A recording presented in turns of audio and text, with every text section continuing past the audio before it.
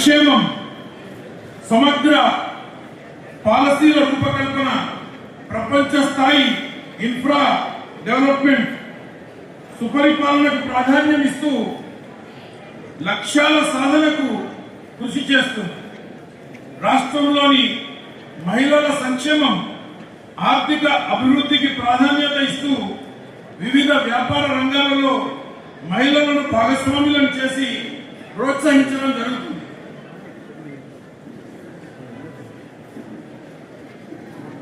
గ్రామం నుంచి జిల్లా స్థాయి వరకు పరిశుభ్రత, పెండింగ్ ఫైల్స్ క్లియరెన్స్, ఆరోగ్యం, రహదారి భద్రత, సంక్షేమం, పిల్లల రక్షణ, డ్రగ్స్ నియంత్రణ, రైతు సంక్షేమం, విద్య, యువత, క్రీడలు, మహిళలు, పర్యావరణం వంటి అంశాలతో కూడిన కార్యక్రమాలను అందరి భాగస్వామ్యంతో విజయవంతంగా నిర్వహిస్తున్నాం.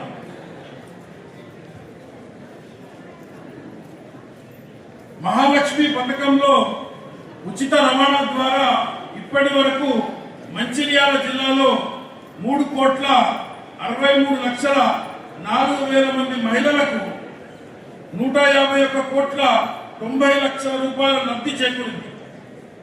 జిల్లాలో 1,24,839 మంది లబ్ధిదారులకు 22,38,00,000 రూపాయలు రాయితీ కింద మంజూరు చేసి 7,21,434 గ్యాస్ సిలిండర్లు పంపిణీ చేయడం జరిగింది.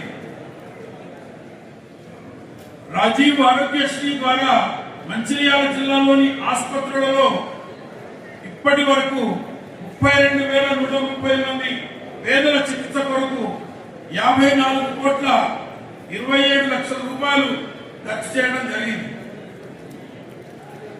గృహజ్యోతి పథకంలో 200 యూనిట్ల ఉచిత విద్యుత్ ద్వారా జిల్లాలో ఇప్పటి వరకు 1,35,422 మంది వినియోగదారులకు 127,70,00,000 రూపాయలు లబ్ధి చేకూరింది.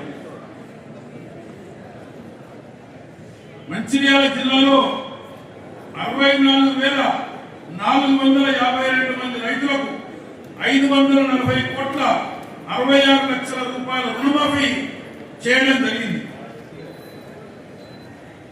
మంచిర్యాల జిల్లాలో వానాకాలం 2026-2027 పంటకు 1,55,351 మంది రైతులకు 199,77,00,000 రూపాయలు అందించడం జరిగింది.